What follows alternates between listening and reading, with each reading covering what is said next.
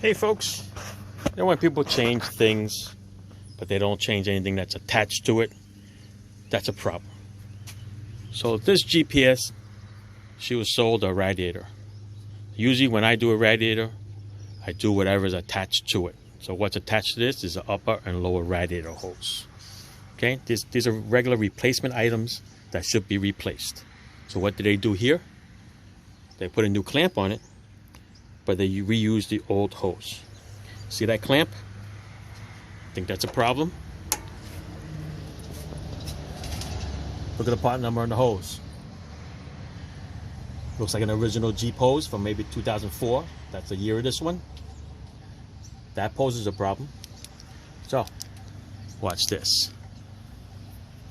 See? There's your problem right there. Got a little coolant leak dripping down. Either the clamp is starting to let go because it's old and rusty, is no longer a spring clamp.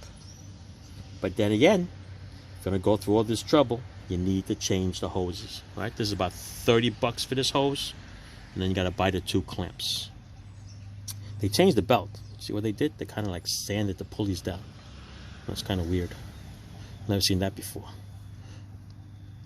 Must be maybe rust. But anyway, yes.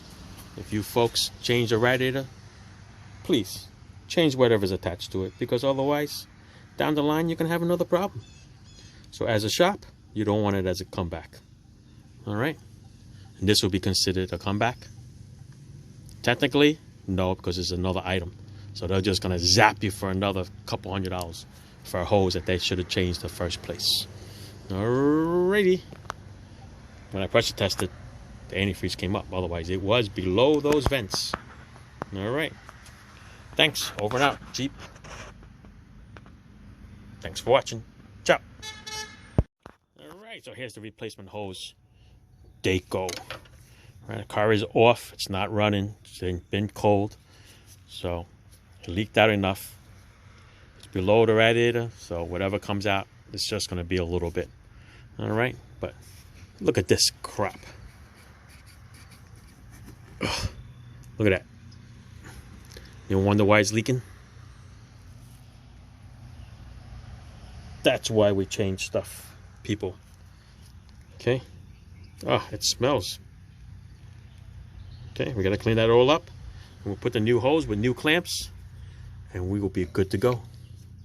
All right. That's it. Just want to show you, when you have something done, like a radiator, attach hoses, you have to change them out too. Okay, so whatever's attached to them, you have to change them. Otherwise, it's a comeback. All right, thanks for watching. Ciao. Oh boy, here's another thing you find. Okay, see that? Remember about old hoses? This is an old hose, the overflow. Look how easy it is to pull out. And look how swollen it is.